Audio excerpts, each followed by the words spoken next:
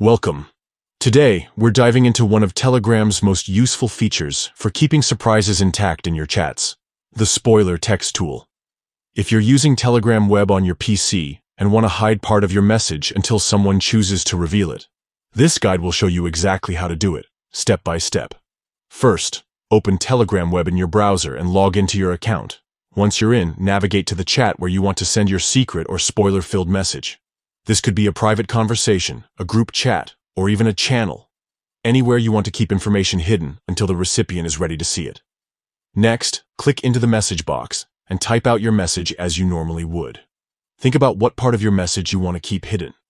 You can choose to spoil the entire message or just a specific section. Once you've written your message, use your mouse to highlight the text you want to mark as a spoiler. With the text selected, look for the formatting options that appear. On Telegram Web, you'll see a small eye-shaped icon. This is the spoiler text button. Click on this icon, and you'll notice the selected text changes appearance, usually becoming blurred or covered with a special effect, indicating it's now hidden. Now, all that's left is to hit send. Your message will appear in the chat with the spoiler formatting applied. Anyone in the conversation will see the hidden section, but they'll need to click on it to reveal the content.